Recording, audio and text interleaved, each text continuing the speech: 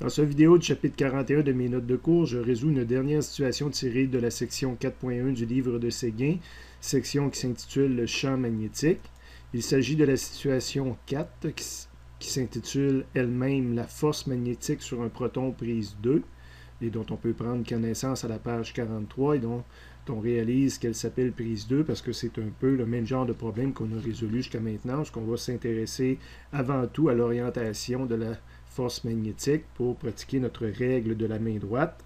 Donc, la situation se lit comme suit. Un proton se déplace vers le sud dans un champ magnétique orienté vers l'est à 60 degrés au-dessous de l'horizontale.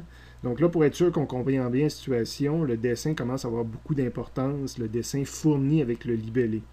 Il reste qu'au niveau de la réponse, je peux vous demander justement pour pratiquer votre capacité à voir de différents angles, je peux vous obliger à me dessiner ce dessin-là sous un angle de vue.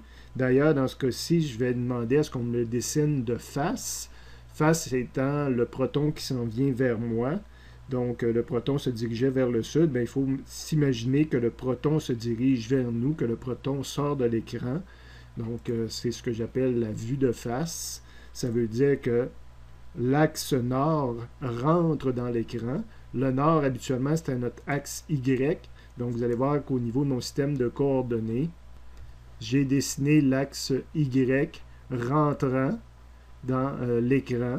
L'axe XS peut encore pointer vers notre droite, donc regardez le 3D en même temps que l'écran ici. Et l'axe Z va pointer encore vers le nord. Si le proton se dirigeait vers le sud, ça veut dire qu'il est dans le sens contraire de l'axe Y. Donc le proton, ma particule positive, son vecteur vitesse, est sortant de l'écran. Cette vue-là, je l'ai choisie juste pour faire travailler la vue des étudiants, mais également parce que c'est la meilleure façon de bien voir le 60 degrés qui m'est fourni comme donnée, parce qu'on me dit que le champ magnétique est orienté vers l'est, mais 60 degrés en dessous de l'horizontale. Donc, le champ magnétique B est dirigé comme ceci, avec un angle mesuré de 60 degrés par rapport à la direction S. Et la direction S étant la direction de l'axe des X, c'est aussi la façon conventionnelle, classique de définir un angle. Donc, je pourrais dire que c'est un angle de moins 60 degrés par rapport à la convention de signe habituelle. Et c'est maintenant le temps de jouer avec notre main droite, avec notre bras. Encore une fois, je vous le ferai en classe, là, mais il faut se positionner de façon à ce que notre bras sort de l'écran. Après ça, positionner notre main de façon à ce que quand je vais plier les doigts, mes doigts tournent de la direction de V vers la direction de B. Si vous réussissez à le faire par vous-même, présentement, le pouce devrait pointer en diagonale comme ça de l'écran. Donc, la direction de la force magnétique va être celle-ci, avec un 90 degrés avec B, puis un 90 degrés par conséquent en même temps avec le vecteur V.